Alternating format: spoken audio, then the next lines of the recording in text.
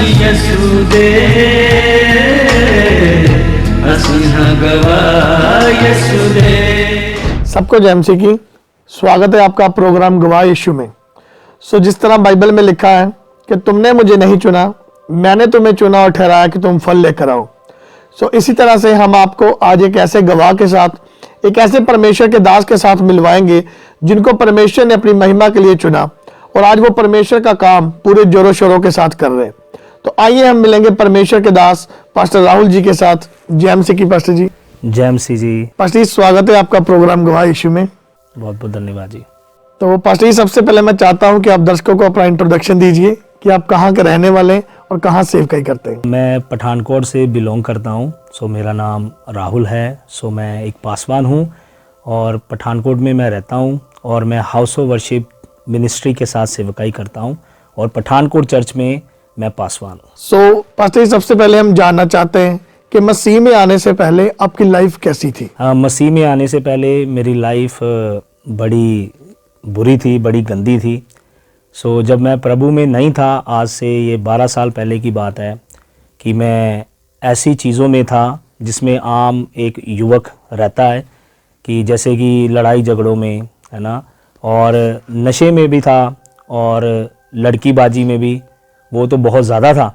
शुरू से मेरा रुझान प्रभु की ओर तो था, परमेश्वर को मैं जानना तो चाहता था, लेकिन मुझे पता नहीं था सच्चा परमेश्वर कौन है। लेकिन मेरी लाइफ जो पहले थी, जैसे मैंने कहा कि मैं बहुत नशा करता था और इतना नशा करता था, कई बार मैं इतनी शराब पी लेता था कि मेरे पाँव भी ज़मीन पर नहीं लगते थे। और लड़कियों के पीछे जाना, लड़कियों को छेड़ना और बहुत से ऐसे चीज़ों में मैं फंसा हुआ था कि बड़ा गंदा जीवन शुरू से मेरा रहा है प्रभु में आने से पहले, लड़ाई झगड़ों में। और एक बार तो ऐसा था जब मैं मुझे आज भी याद है, ये 2007 या 8 की बात होगी, कि एक मेरा छोटा सा गैंग भी होता था कि हम बदमाशी करते थे शुरू से ही। और मुझे याद है तब मैं 9th क्लास में था और एक 12वीं क्लास के लड़के के साथ हमारा झगड़ा हो गया। तो तब मैं पठानकोट में आर्य बॉय स्कूल में पढ़ता था।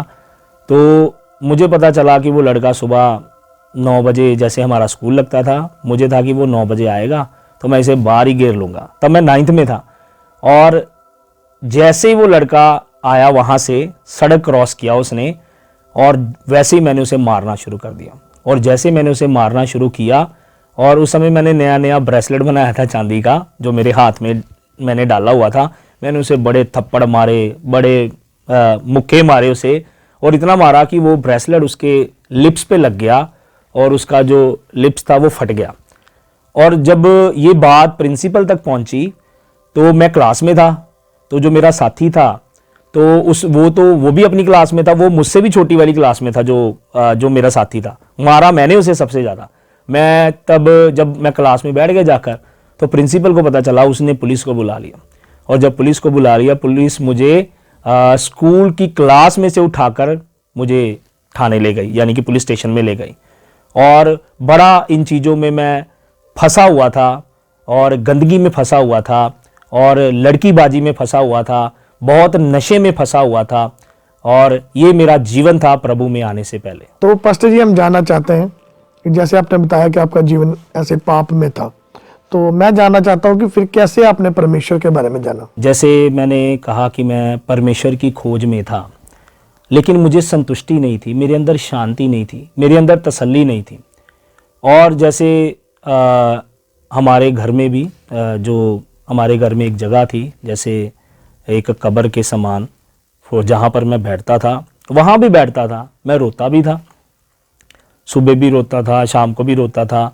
और रोता ही नहीं था, वहाँ पर माथा भी मैंने कई बार पीटा अपना।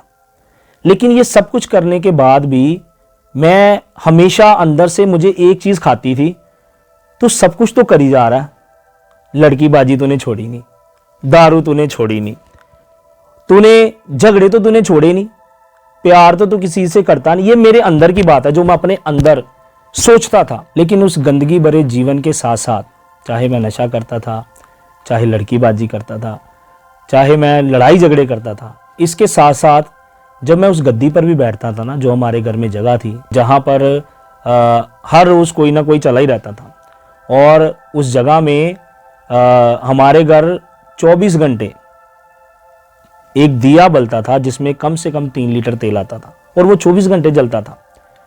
और मेरा वहाँ बैठना और साथ साथ वो मेरा जीवन जो चल रहा था साथ साथ में, वहाँ बैठने के बावजूद भी मेरी ज़िंदगी में इतने सालों से कोई बदलाव नहीं आया। मेरे पापा वहाँ पर बैठते थे, लोग उनके पास आते थे, तो मुझे था कि मैं भी बैठूंगा, और क्योंकि वो कहते थे आने वाली गद्दी का वारिस तू ही है, मेरे बाद तू ही इस गद्दी के ऊपर बैठेगा। तो मैं भी जब बैठता था, मैं रोता था, करलाता था, माथा पीटता था, और उस जगह के ऊपर कि हाँ मुझे कम से कम शांति तो मिल जाए, मुझे कम से कम तसल्ली तो मिल जाए। मुझे क्या शांति मिलनी थी, हमारे घर का ही झगड़ा नहीं खत्म होता था। हमारे घर में हर समय झगड़ा ही रहता था, वो कभी खत्म नहीं हुआ। और जब मैं उस गद्दी पर भी बैठता था, मैं रोता था, करलाता था, है ना। और सबसे बड़ी बात, मैं वहां पर बैठकर देखो, मुझे इतनी जैसे, चलो अब प्रभु में आकर इस चीज की समझ आई कि परमेश्वर तो बुद्धि देता है, समझ देता है हमें बुराई से बचने के लिए। लेकिन जब मैं उस जगह में बैठता था, मेरी सिर्फ ख्वाहिश क्या होती थी रब से, अच्छा मैं ये जो जीवन जी रहा हूं, उस लड़की से मेरी शादी करा दो, है ना। मैं इस लड़की को चाहता हूं, मुझे ये लड़की चाहिए ही चाहिए, बस उसी के लिए दुआ करते रहना। और भी लिस्टें होती थी, लेकिन पहला पॉइंट यही होता था जिस लड़की के पीछे मैं जाता था। फिर मैंने बाद में सोचा कि परमेश्वर तो जिंदगी बदलता है, जिंदगी में मेरे कोई बदलाव नहीं आ रहा, गुनाह मेरा वैसा ही है। और उस जगह में बैठते ही, जो हमारे घर में जगह थी, वहां पर इतने साल बैठने के बावजूद भी मेरे जीवन में कोई बदलाव नहीं आया। और सच में बताऊं, मैं कभी भी सब जगह जाने की मेरी चाहत थी और जाता भी था, लेकिन कभी भी मुझे यीशु के पास नहीं आना था। वो इसलिए नहीं आना था क्योंकि जैसे शुरू से सुना था ना, और सुनते आए शुरू से, ये जो ईसाई लोग हैं ये धर्म परिवर्तन करते हैं, ये ईसाई लोग जो हैं ये लोगों को पैसा देते हैं, और ये ईसाई लोग हैं ये धर्म परिवर्तन करके कि जैसे अपनी ओर खींच लेते हैं। तो मेरे अंदर भी ये मेंटालिटी थी शुरू से, सब जगह जाता था, लेकिन कभी चाहत नहीं थी चर्च जाने की। चर्च जाने की चाहत छोड़ो, मेरा एक दोस्त था, वो सिख बैकग्राउंड से था, वो प्रभु में आ गया। वो जब प्रभु में आया, मुझे इतना गुस्सा आया, मैंने इतनी गालियां दी, गंदी गंदी वाली गालियां, आप समझ सकते हो, उसको भी दी और यीशु मसीह को भी दी। ये इतने बुरे लोग हैं। मैं कहा ये कैसा बंदा जो सिख होके इस गंदे से धर्म में घुस गया जाकर। मैंने बहुत उसे बुरा कहा, भला तो नहीं कहा, लेकिन बहुत बुरा कहा। लेकिन मुझे फिर भी अंदर से खोज थी कि सच्चा परमेश्वर कौन है ना, जो मुझे बख्श सकता है या मेरे गुनाहों को माफ कर सकता है। मुझे पता था मैं इतनी बुराई कर रहा हूं, और साथ साथ अगर मैं रब का नाम लेता हूं तो वो मुझे सेटिस्फैक्शन नहीं होती थी, संतुष्टि नहीं होती थी कि वो मेरे साथ है। मुझे कभी भी संतुष्टि नहीं होती थी, और चर्च तो मैं जाना भी नहीं चाहता था। और उसके बाद जब मैं यहाँ पर पठानकोट में एक प्रिंट मीडिया में जॉब करता था, तो मेरे अंदर चाहत थी कि मैं क्यों ना इलेक्ट्रॉनिक मीडिया का कोर्स करूं। तो मैं कोर्स करने के लिए दिल्ली चला गया। तो दिल्ली जब मैं गया तो वहाँ पर जिस फ्लैट में हम लोग रहते थे, वहाँ पर और भी लोग थे। क्रिश्चियन लड़का था जो हमारे साथ रहता था, तो और भी 2 भाई बहन थे जो हरिद्वार से थे, एक लड़की थी छत्तीसगढ़ से थी। हम इकट्ठे रहते थे फ्लैट में, अलग अलग रूम में, एक जगह थी, अलग अलग कमरे थे उस फ्लैट में, हम अलग अलग रहते थे। तो वो लड़का हमेशा ना दुआ करता था हमारे लिए। मैंने देखा कि ये सिर्फ दुआ ही करता और कुछ तो करता ही नहीं है। मुझे था, पता था क्रिश्चियन था, लेकिन उसका स्वभाव बड़ा अच्छा था, और हमें कोई मुश्किल आनी उसने हमारे लिए खड़े हो जाना, लड़ने के लिए कह लो, लड़ने मतलब कि उस मुश्किलों से लड़ने के लिए उसने तैयार हो जाना। तो उसने एक बार जस्ट मुझे कहा कि मैं तुम्हें ना एक मूवी दिखाना चाहता हूँ, तो आप लोग वो मूवी देखोगे? तो मैं कहा ठीक है, देख लेंगे। मूवी देखने में क्या, उसने ना द पैशन ऑफ क्राइस्ट, पूरी मूवी नहीं दिखाई, कुछ क्लिप्स उसने हमें दिखाए, 10-10 मिनट के हो सकते हैं, 15-15 मिनट के। जब उसने वो क्लिप्स दिखाए, जब यीशु मसीह को कोड़े मारे गए उस मूवी में, और यीशु मसीह का बदन छलनी छलनी हो गया, उसका लहू बहा, और जब मैंने उस मूवी को देखा तो मैं हैरान हो गया, ये कौन सा ऐसा व्यक्ति है जो मेरे लिए ये सब कुछ कर रहा है। और उसी दिन मैं ना फूट फूट कर रोने लगा। और जब मैं बहुत रोया, और जब मैंने मैं रोना शुरू हो गया, तो मैं पूरी रात सोचता रहा कि सच में कहीं यही तो परमेश्वर नहीं, कहीं यही तो वो खुदा नहीं जिसको मैं ढूंढ रहा था। मैं चाहता था कि जिसके पीछे मैं जाना चाहता था। तो मैं सोचने पे मजबूर हो गया। पूरी रात जब मैं सोचता रहा तो अगले दिन मैं सुबह उठा, मैं अपने इंस्टीट्यूट नहीं गया जहाँ पर मैं कोर्स कर रहा था। मैं इंस्टीट्यूट नहीं गया, मैंने सुबह उठते ही ना मैं चर्च ढूंढना शुरू कर दिया उस इलाके में। मैं दिल्ली में इंदिरापुरम में रहता था, तो मैंने चर्च ढूंढना शुरू कर दिया। मुझे वहाँ एक चर्च मिला, मैं वहाँ जाना शुरू हुआ। और फिर मैं पठानकोट में, मुझे कुछ छुट्टियाँ पड़ी, पठानकोट में वापस आया। मुझे किसी ने बड़े साल पहले कोई नया नियम जैसे दिया था, पकड़ा दिया। और जब मुझे नया नियम ने मैंने पकड़ के, तो वो कहीं फेंका हुआ था, मुझे पता ही नहीं था। जैसे ही मैं घर में आया, मैं घर में ढूंढना शुरू हो गया, वो कहाँ पड़ा, वो कहाँ पड़ा, वो कहाँ पड़ा। और फिर मैंने देखा एक गैलरी में बड़ी पीछे जाकर बड़ा उस पर धूल जमी हुई थी। तो जब मैंने उठाया, उसे साफ किया अच्छे से उस बाइबल को, फिर मैंने उसे पढ़ना शुरू किया। मुझे याद है, जो मैं जिस शांति को ढूंढता था ना, मेरे अंदर सेटिस्फेक्शन नहीं थी, जैसे मैंने कहा पहले भी। तो मैं जिस शांति को ढूंढता था, जैसे उस भाई ने मेरे लिए दुआ की, जिसने हमें मूवी दिखाई, मेरे अंदर ऐसी शांति आ गई, मैं आपको बता नहीं सकता। और मैं तसल्ली से भर गया। फिर मैं सोच रहा था, यही तसल्ली तो मैं चाहता था, यही संतुष्टि तो चाहता था। मुझे लगता है यही वो परमेश्वर है जिसकी मैं खोज कर रहा था। और उसी के साथ मैंने अगले दिन चर्च ढूंढना शुरू कर दिया। फिर मैं पठानकोट वापस आया, और फिर जैसे मैंने आपको बताया, मैंने उस बाइबल को ढूंढा जो मुझे कई साल पहले किसी ने दी थी, पकड़ाई थी, मैंने फेंक दी थी। तो उसे ढूंढा और फिर मैंने उसे पढ़ना शुरू कर दिया। सो पास्टर जी, जिस तरह आपने बताया कि कैसे आप गुनाहों में फंसे थे, कैसे आप मूर्ति पूजा में फंसे थे, तो जब आपने परमेश्वर के बारे में जान लिया, जब आपने यीशु मसीह के बारे में जान लिया, तो कैसे आपके दिल में ये बात आई, या कैसे परमेश्वर ने आपको बताया कि आप एक सेवक के रूप में चुने गए हैं? जैसे मैं प्रभु में आया, और मैं जब पठानकोट वापस आया दिल्ली से, और पठानकोट वापस आने के बाद मेरा एक दोस्त था जो मुझे हाउस ऑफ वर्शिप चर्च में लेकर आया। तो मैं जब इस कलीसिया में आना शुरू हुआ, तो उसी दौरान उन दिनों में एक स्कूल था जो बाइबल का 12 दिन का स्कूल था। तो अभी मेरा जीवन कह लो पूरी तरह भी नया विश्वासी था। तो नया विश्वासी होने में बहुत से, अभी कह लो परिपक्व होने में तो टाइम लगता ही है। तो नया विश्वासी था। तो मेरे दोस्त ने जो मुझे कलीसिया में लेकर आया, चर्च में, हाउस ऑफ वर्शिप में, तो उसने कहा कि भाई एक स्कूल लग रहा है बाइबल का, तो उसमें चला जा। तो तब मैं कुछ, मेरी अर्निंग नहीं थी, मैं कुछ कमाता नहीं था। मैं कहा मेरे पास तो इतने पैसे नहीं है मैं उस स्कूल की फ़ीस दे पाऊँ। कहते फीस की भी चिंता मत करो। उन्होंने फीस भी मेरी किसी ना किसी ने स्पॉन्सर कर दी, कि चलो ये भी एक आशीष के तौर पर बीज बो दिया कि चलो एक व्यक्ति जाएगा प्रभु के वचन को सीखने के लिए, उसकी ज़िंदगी में काम होगा। तो मैं उस स्कूल में चला गया, 12 दिन के स्कूल में। पहले दिन तो स्कूल में अलग अलग जगह से बच्चे आए थे। तो पहला दिन इंट्रोडक्शन में एक दूसरे से मिलने में निकल गया। और मैं सोच रहा था चलो जाता हूँ 12 दिन। पहले मैंने सोचा, मैं कहा चलो थोड़ा घूम फिर आऊँगा, 12 दिन में स्कूल में जाऊँगा। तो मैं उस मेंटालिटी से नहीं गया था कि मुझे कुछ सीखना है। खोज थी मुझे परमेश्वर की, प्रभु में आ गया था, लेकिन अभी भी कहीं ना वो खुशलपना जो पहले वाला ना, तो मुझे था कि मैं चलो स्कूल में जाता हूं। और जब पहला दिन निकला, आप मानोगे नहीं, दूसरे दिन जब सुबह आराधना चल रही थी, आराधना चलते चलते ही कोई 15-20 मिनट के बाद कोई एक व्यक्ति मेरे पास आया। और आज भी मैं वो नहीं भूलता।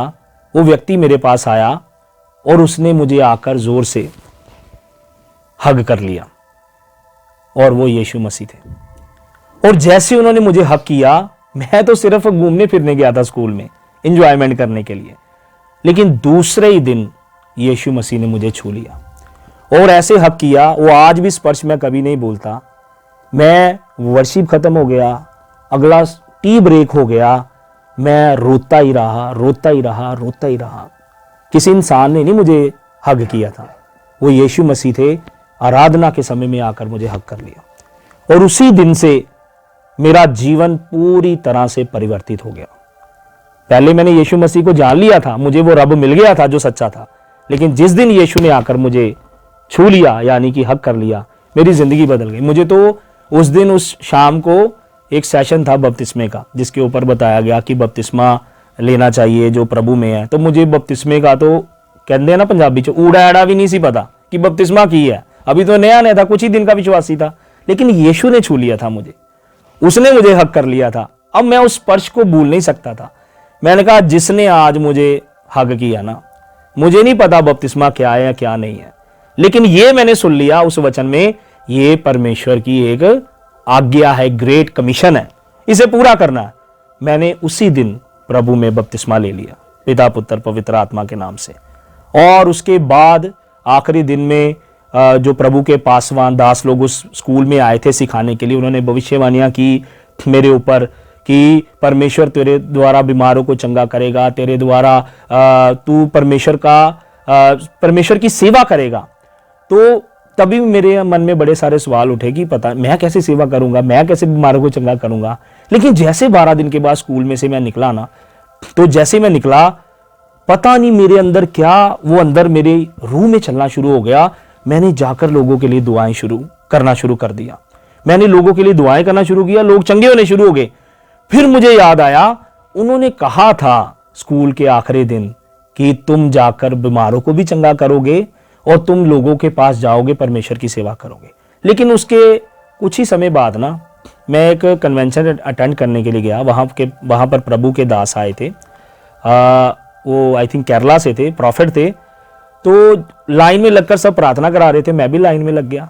तो लाइन में जैसे लगा, सितंबर महीने की बात है ये, लाइन में लगा तो जैसे उन्होंने मेरे सिर के ऊपर हाथ रखा, उन्होंने कहा परमेश्वर तेरे जीवन में 17 तारीख को एक बहुत बड़ा चमत्कार करेगा।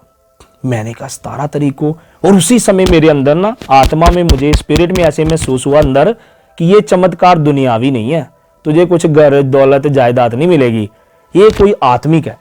तो मैंने उसे रिसीव कर लिया।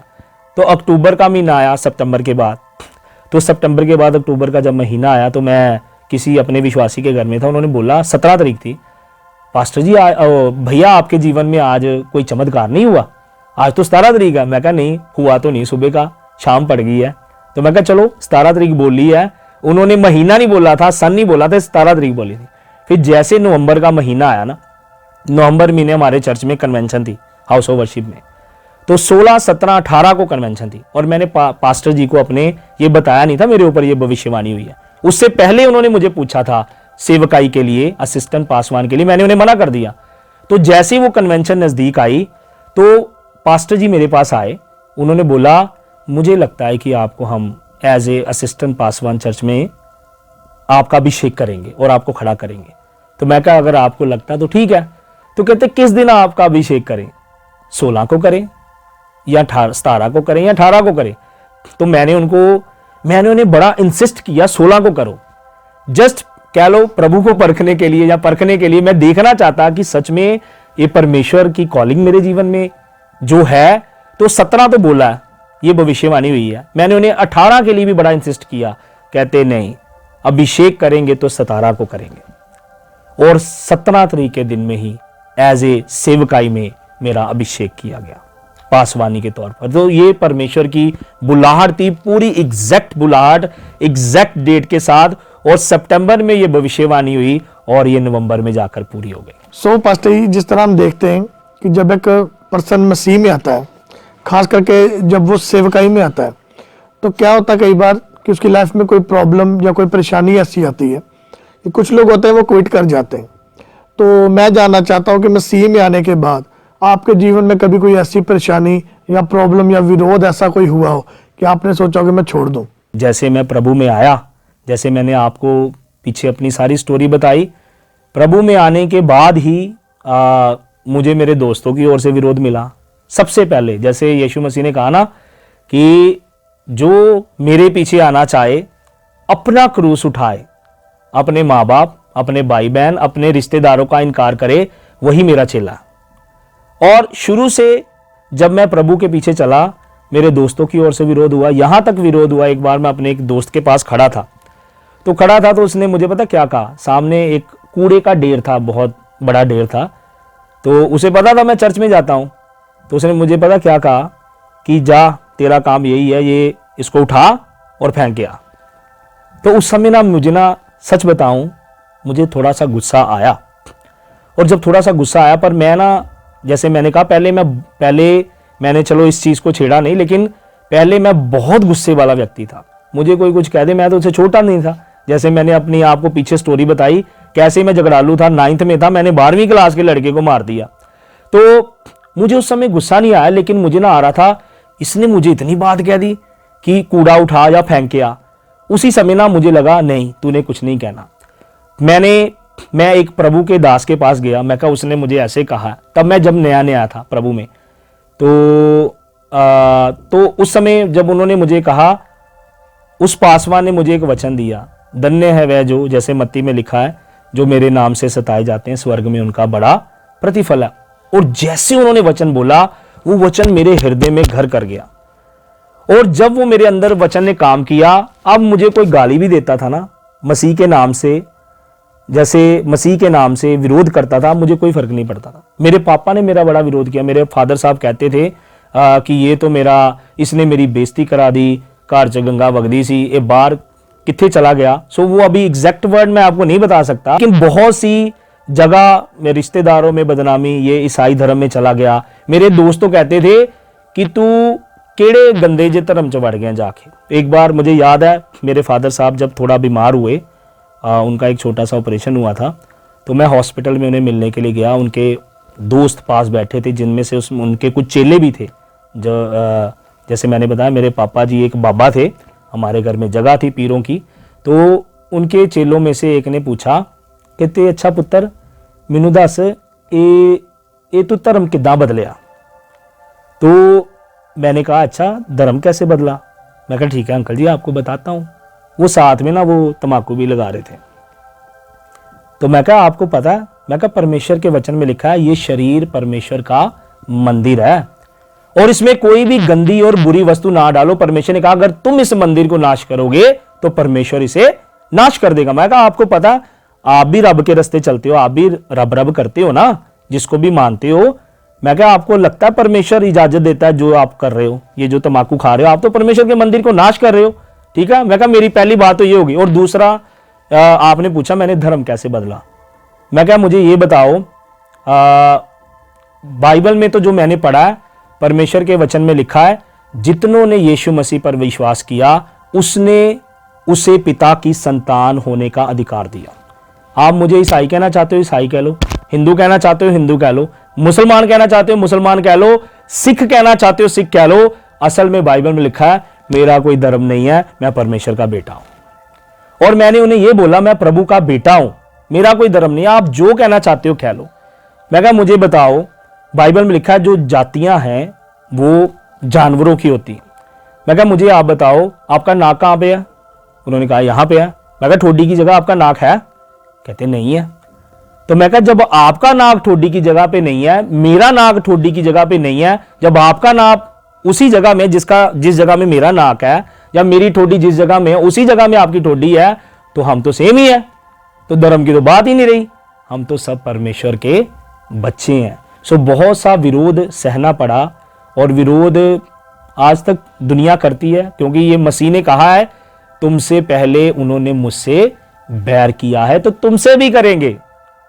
तो जब से उस वचन को मैंने पहन लिया, धन्य हैं वे लोग जो मेरे नाम से सताए जाते हैं, स्वर्ग में उनका बड़ा प्रतिफल है। तो एक दिन की बात है, जब मैं स्कूल, जो मैंने कहा मैंने स्कूल अटेंड किया, जब मैं स्कूल से अटेंड करके घर वापस आया तो उन्हें पता था ये स्कूल अटेंड करके आया। तो मैं बाइबल पढ़ रहा था, अपने बेड पे लेटा था, बाइबल पढ़ रहा था, लेटे लेटे मैं बाइबल पढ़ रहा था। तो मेरे पास आए तो मुझे पापा ने बोला राहुल तूने अच्छा नहीं किया। मैं कहा पापा इस बाइबल में अगर कुछ गलत लिखा ना, आप भी पढ़ के देख लो, मैं आज ही यीशु मसीह को छोड़ दूंगा। उन्होंने मुझसे दूसरा सवाल नहीं किया। और एक चीज थी, चाहे वो मेरा विरोध करते थे ना, चाहे वो मुझे कोसते थे ना, चाहे वो मुझे कुछ भी कहते थे, मैं कभी भी उनके बारे में बुरा नहीं सोचता था, कभी भी उनको गाली नहीं देता था। जैसे बाइबल में लिखा ना यीशु मसीह गाली के बदले गाली नहीं देते थे, क्योंकि मैंने पढ़ा था वचन में कि तू अपने माता पिता का आदर करना ताकि जो देश यहोवा तुझे देता है उसमें तू अधिक दिन जीवित रहने पाए। मेरे माँ बाप जैसे भी थे, मेरा बाप जैसे भी थे, मेरे पिताजी जैसे भी थे, मैंने कभी उनका विरोध नहीं किया या उनको गाली नहीं दी। ये तो ऐसे ही बोलते रहते हैं मेरे बारे में, मैं तो अच्छे रास्ते पे चल रहा हूं। लेकिन एक दिन की बात है, प्रभु बड़े वफादार है, ये मैंने अपनी जिंदगी में देखा। प्रभु बड़े वफादार है। तब मैं पासवान सेवकाई में आ गया था। ये विरोध पहले भी सहा तो सहता रहता था। जब पासवान सेवकाई में आ गया था मैं, तब असिस्टेंट पासवान था। तो मुझे याद है कि एक दिन मेरी गाड़ी पंचर होगी, बाइक थी मेरी, पंचर हो गई, और जिस पंचर की दुकान पे मैं पंचर लगवाने जा रहा था तो वहाँ पर मेरे फादर साहब बैठे थे पहले से ही, मुझे नहीं पता था वहाँ बैठे हैं। तो वो जिसकी दुकान थी वो उनके दोस्त थे मेरे पापा के, तो उनकी दुकान पर बैठे बैठे जब मैं वहाँ पर पहुँचा ही था तो मुझे नहीं पता था वो मेरी बातें ही कर रहे थे। ये वही पिता थे मेरे जो मुझे कहते थे तू मेरी नक वढ़ाती, तू साई धर्म च वड़ गया, घर गंगा वगदी सी, तू कित्थे चल गया जाके। तो बहुत विरोध करते थे। और जब मैं उस दुकान पे पहुंचा, पंचर वाली दुकान पे, तो वो मेरी बातें कर रहे थे। और जब मेरी बातें कर रहे थे तो जैसे मैं पहुंचा दुकान के अंदर, कहते है मेरा मुंडा आ गया, कहते ਇਹਦੇ बारे ਤੇ मैं तेरे नाल गल करदा पिया सी। वो अपने दोस्त से बातें कर रहे थे, कहते ਇਹਦੇ बारे मैं गल करदा पिया सी, ये बड़े चंगे रस्ते लग गया, मेरे ते धोने धुल गए, ये चंगी लैन लग गया, और ये चंगी लैन च पै के, यानी कि अब मुझे कोई चिंता नहीं है मेरे बच्चों की, वो जिस लाइन में है, जिस लाइन में गए हैं, है ना। अब वो बोल नहीं रहे थे कौन सी लाइन है, लेकिन मैंने देखा वही शब्द जब वो मेरे उलट कहते थे, विरोध में कहते थे, परमेश्वर ने मेरे हक में कर दिए। मैंने कुछ नहीं कहा उन्हें। और बाइबल में लिखा ना, परमेश्वर अगर हमारी ओर है तो तुम्हारा विरोधी कौन हो सकता। तो जितने विरोध में थे वो सारे परमेश्वर ने हक में कर दिए। जब मैं पासवानी में आया और विरोध तो शुरू से सहना पड़ा, लेकिन जब मैं अपने परिवार में देखता था, जो मेरे भाई के घर में औलाद नहीं थी, हम जैसे मैंने पहले भी बताया कि हमारे घर में मेरा जो ताया जी का बेटा था, उसके घर में औलाद नहीं थी 7 सालों से। उसकी शादी, मैं उससे बड़ा था, उसकी शादी मुझसे पहले हो गई, 7 साल बीत गए, उसके घर औलाद नहीं थी।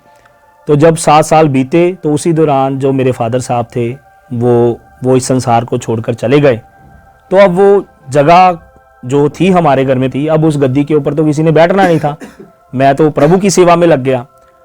और जैसे ही उस जगह को, वो ऐसी जगह थी, उसको कोई भी उठाने की बात तो दूर है, उसे कोई हाथ भी नहीं लगा सकता था। मैंने कईयों से बात करी, कुछ ऐसे लोगों से जो उसमें चलते हैं या उसको फॉलो करते हैं, तो मैंने कहा ऐसे ऐसे अब हमारे घर में तो कोई ऐसा है नहीं जो इसे कंटिन्यू कर पाए, जो इसे आगे चला पाए, कोई गद्दी पे बैठने वाला है नहीं, तो इसे उठा दो। तो सबने मुझे मना कर दिया, ना हम तो इसके पर्दों को नहीं हाथ लगा सकते, तो हम इस जगह को कैसे उठाएंगे। इसको उठाना यानी कि मौत को बुलाने के बराबर है, कि जो इसे उठाएगा उसका काम हो जाएगा, यानी कि वो नहीं बचेगा। वो जगह इतनी भारी थी उनके हिसाब से। और मुझे था, मैं तो जस्ट उन्हें पूछ रहा था, मुझे था उठानी तो मुझे ही है। जो उसे फॉलो करते हैं वो भी डरते थे उसे हाथ लगाने से। और आप मानोगे नहीं, फिर एक दिन मैंने और मेरा भाई छोटा था, हमने उस जगह को पूरी तरह से साफ कर दिया, यानी कि क्लीन कर दिया, सारी जगह को उठा दिया, जो कुछ था, जो कब्र थी, सब कुछ था। जब हमने उठा दिया, उठाने के बाद कईयों ने कहा तूने ये उठाया, देखना तेरा क्या हाल होगा। ये वर्ड मैंने सुने, देखना क्या हाल होगा। ये इतनी वो पक्की जगह थी, इतनी वो लोग सोचते थे ये बड़ी पावरफुल जगह थी, तो वो लोग बाकी नहीं उठा पाए, तूने उठा दिया, अब देखना तेरा क्या हाल होगा। मैं कहा मेरा कुछ नहीं होगा, मेरे साथ जो खड़ा है वो सर्वशक्तिमान है, उसके आगे फिरौन नहीं टिक पाया, तो ये चीजें क्या है। तो मैं कहा मुझे कुछ नहीं, मेरी चिंता मत करो, मेरे साथ जो खड़ा है, मेरा बचाने वाला मेरे साथ है, मुझे कोई कुछ नहीं कर सकता। मेरी नजर में यीशु मसीह के अलावा बाकी सब चीजें राख के समान है। जैसे राख का कोई वजूद नहीं है, मेरे लिए इन चीजों का भी कोई वजूद नहीं है। इसलिए मेरा प्रभु मेरे साथ है, मुझे कुछ नहीं होगा, आप वरी मत करो, चिंता मत करो। और मैंने देखा प्रभु की महिमा को। परमेश्वर बहुत विश्वास योग्य है। जब हम उसके साथ अड़े और खड़े रहते हैं, डरते नहीं है किसी भी चीज से, वो हमारा पक्ष लेकर अपनी एक बड़ी महिमा को जाहिर करता है। जैसे मैंने कहा, वो 7 साल से जिस मेरे भाई के घर में औलाद नहीं थी, जैसे ही मैंने उस सारी जगह को उठाया और मैंने देखा, उसके 25 दिनों बाद, 30 दिनों बाद मेरे भाई की वो पत्नी प्रेग्नेंट हो गई और परमेश्वर ने उसे बहुत ही सुंदर बेटा दिया और उस बेटे का नाम हमने जोशुआ रखा। जोशुआ का मतलब है वॉरियर, यानी कि वो एक युद्ध था हमारे घर में, जो परमेश्वर प्रभु यीशु मसीह के हमारे परिवार में आने के द्वारा जीत लिया गया। आज वो बच्चा 1.5 साल का हो चुका है और बड़ा खुश है, तंदुरुस्त है, सब कुछ है। और ये सब कुछ क्यों हुआ? परमेश्वर की महिमा हमारे घर में जाहिर हो गई। सो पास्टर जी, जिस तरह हम देखते हैं कि जो क्रिश्चियनिटी है वो बहुत तेजी से बढ़ रही है, क्योंकि बाइबल बताती है कि जब लोग सच्चाई को जानेंगे तो सच्चाई उन्हें आजाद करेगी। अब लोग यीशु मसीह के बारे में जान रहे हैं और यीशु मसीह को फॉलो कर रहे हैं। तो उसके दौरान कुछ लोग ये बोलते हैं कि ये पैसे दे के धर्म परिवर्तन करते हैं। तो जिस तरह आप भी एक अन्य जाति परिवार से आए, तो मैं ये पूछना चाहता हूँ, क्या आपको कितने पैसे मिले जब आपने यीशु मसीह को कबूल किया, या आपने कभी देखा हो किसी का पैसे दे के धर्म परिवर्तन हुआ? जैसे मैंने पहले ही कहा, जो मेरा एक सिख दोस्त था जो प्रभु में आया, तो मैंने उसको भी गालियां दी और यीशु मसीह को भी गालियां दी, क्योंकि मुझे क्रिश्चियन धर्म पसंद ही नहीं था। शुरू से मुझे नफरत थी क्रिश्चियन धर्म से। लेकिन जब प्रभु ने मुझे चुन लिया, जब उसने मुझे बुला लिया, जब मैं दिल्ली में था, जैसे मैंने कहा, उस व्यक्ति ने मुझे, जो मेरा दोस्त था, उसने मुझे मूवी दिखाई पैशन ऑफ क्राइस्ट। मैं बहुत रोया कि ये कौन सा व्यक्ति है जो मेरे लिए इतना कुछ कर सकता है, क्यों कर सकता है, इसे क्या पड़ी थी मेरे लिए अपनी जान देने की। और प्रभु ने मुझे छू लिया, उसने दुआ की, मुझे बड़ी शांति मिली। और जब मैं कलीसिया के साथ जुड़ा, 12 साल हो गए, आज तक तो कोई पैसा मिला नहीं। लेकिन खुदा के लिए देना जरूर पड़ता है। जब देते हैं, जब हम खुदा को देते हैं, तो उसके ऊपर वो आशीष देता है, तो वो व्यक्ति कई गुना अमीर हो जाता है। सो जब मैं प्रभु में आया, मुझे तो पैसा मिला नहीं, लेकिन मुझे देना पड़ा। उल्टा मेरी मेंटेलिटी चेंज हो गई। पहले गलत थी, मैं सोचता था ये क्रिश्चियन लोग पैसे देते हैं। देखो, अगर पैसे देने की बात है, दुनिया में कितने गरीब हैं। अगर मैं अगर एग्जाम्पल के तौर पर कहूँ, स्टेशन पे कितने गरीब लोग बैठे होते हैं। आपको क्या लगता है कि अगर हम उन्हें कह दें हर संडे चर्च आओ, 500 रुपये मिलेगा पर हेड, क्या वो नहीं आएंगे? अगर धर्म ही बदलना हो तो हम हर किसी को बुलाकर कह सकते हैं आ जाओ, 500 रुपये मिलेगा, तो जितने भिखारी हैं सब पहुंचे होंगे चर्च में। तो अगर धर्म बदलने की बात हो, पैसे देने की बात हो, सो यीशु ने मेरा जीवन बदला और वो आज तक जीवन बदला हुआ है ना। मेरे अंदर शांति है। अब मुझे माफ करना औखा नहीं लगता, सौखा लगता है। और सबसे बड़ी बात है, जब मैं प्रभु में आया, मैंने अपने दुश्मनों से जाकर माफियां मांगी, जिनकी मैं शक्ल भी नहीं देखना चाहता था, उनसे जाकर मैंने माफियां मांगी, मुझे माफ कर दो, मैंने आपके खिलाफ पाप किया, मैंने आपको सताया, मुझे क्षमा कर दो। ये जरूर बदला। दूसरों को माफ करना यीशु ने सिखा दिया, ये जरूर बदला। धर्म का मुझे पता नहीं बदला या नहीं बदला। और परमेश्वर ने मेरा धर्म नहीं, लेकिन मेरा जीवन बदला है। पहले मैं माफ नहीं कर सकता था, अब मैं माफ कर सकता हूं। पहले मैं गाली देता था, अब मैं गाली नहीं देता। पहले मेरे अंदर शांति नहीं थी, अब परमेश्वर की भरपूर शांति मेरे अंदर है। यीशु ने मेरा धर्म नहीं, लेकिन यीशु ने मेरा जीवन बदला है। सो पास्टर जी, जो लोग अभी हमें देख रहे हैं, जो अभी भी अंधकार में फंसे हैं या पाप में फंसे हैं, आप उनके लिए क्या मैसेज देना चाहते हैं? मैं उनके लिए यही संदेश दूंगा, जो भी आज गुनाह में है, किसी मुश्किल में है, किसी परेशानी में है। यीशु मसीह ने कहा ना अपने वचनों में, हे बोझ से दबे लोगो, हे थके और हारे लोगो, मेरे पास आओ, मैं तुम्हें विश्राम दूंगा।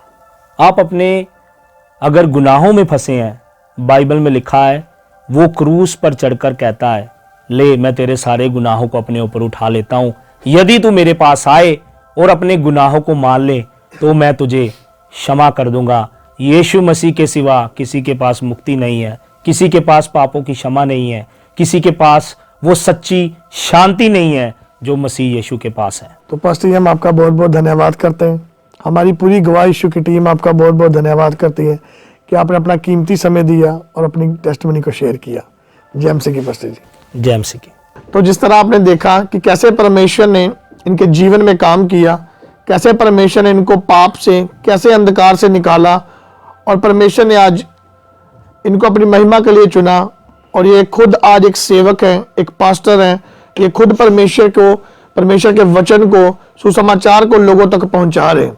मेरा विश्वास है इस बड़ी गवाही के द्वारा परमेश्वर आपके जीवन में एक बड़ा बदलाव लेकर आएगा। सबको जय मसीह की। अगर आप परमेश्वर के कामों को आगे बढ़ाने के लिए इस सेवकाई में अपना योगदान देना चाहते हैं, तो आप इस क्यूआर कोड को स्कैन करके गूगल पे के द्वारा अपने दान भेज सकते हैं। अगर आप विदेश से अपने दान भेजकर परमेश्वर के कामों को बढ़ाना चाहते हैं तो आप इस बैंक डिटेल्स का इस्तेमाल करके अपने दान दे सकते हैं। परमेश्वर आपको आशीष दे। तो मेरे प्रिय भाई बहनों, अभी आपने एक बहुत बड़ी अद्भुत गवाही को सुना। तो मेरा विश्वास है परमेश्वर इस गवाही के द्वारा आपके जीवनों में 100 गुना फलों को लेकर आएगा। आप इस टेस्टिमनी को अपने दोस्तों के साथ, फैमिली मेंबर्स के साथ शेयर जरूर करें ताकि वो भी जान सके कि परमेश्वर कैसे लोगों के जीवन में काम कर रहा है। मेरा विश्वास है परमेश्वर इस गवाही को सुनने के बाद आपके जीवनों को सेम नहीं रहने देगा। आप हमारे चैनल गवाह यीशु दे को सब्सक्राइब कर लें ताकि आने वाले दिनों में आप परमेश्वर की और गवाहों के साथ मिल सके। अगर आप भी अपनी टेस्टिमनी हमारे साथ शेयर करना चाहते हैं तो नीचे आपको एक ईमेल आईडी दिखाई दे रही होगी, आप उस ईमेल पर अपनी डिटेल शेयर कर दें, हम आपके साथ कांटेक्ट जरूर करेंगे। मेरा विश्वास है परमेश्वर आपके जीवनों को सेम नहीं रहने देगा। God bless you all. सभी को जय मसीह। ਅਸੀਂ ਯਿਸੂ ਦੇ ਅਸੀਂ ਹਾਂ ਗਵਾਹ ਯਿਸੂ ਦੇ।